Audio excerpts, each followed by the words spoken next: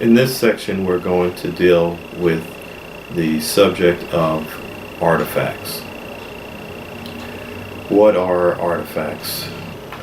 Artifacts are those signals that are not produced from the source that we are intending to record from.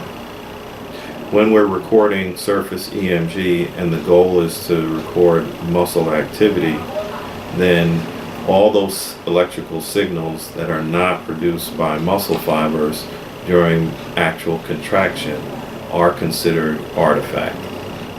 Some of those sources would include electrode and skin artifacts, environmental electrical artifacts, and biological artifacts, and we'll discuss those in more detail. Electrode skin artifacts are those signals that are produced because of interactions between the electrode and the skin, or if the wire that's connected to the electrode is moving through a electromagnetic field and picks up other electricity. If the skin moves under the electrodes, that can cause a artifact or a false signal. If the wire moves, that can cause the problem. So if the skin moves under the electrode, that would cause a false signal. If the electrode lead moves, that's the wire, if that moves, that can cause a artifact. And if the contact between the skin and the electrode changes, that also can cause a false signal. The other thing that can cause this type of problem is called a gel bridge artifact, and that is caused when there's a connection that's caused by the gel under an electrode connecting with the gel under the electrode that's next to it, and I'll show you an example of how that could happen. So this is an EMG disposable electrode or sensor.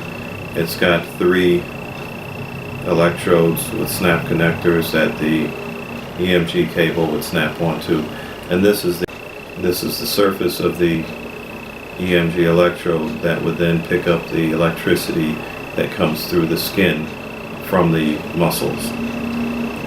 Now, the surface is recessed, meaning that it's not going to make contact with the skin directly when we put this on the skin.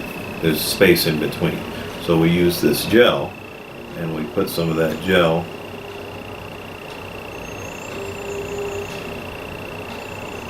on the sensor so that that gel or cream will then bridge the space in between the skin and the sensor.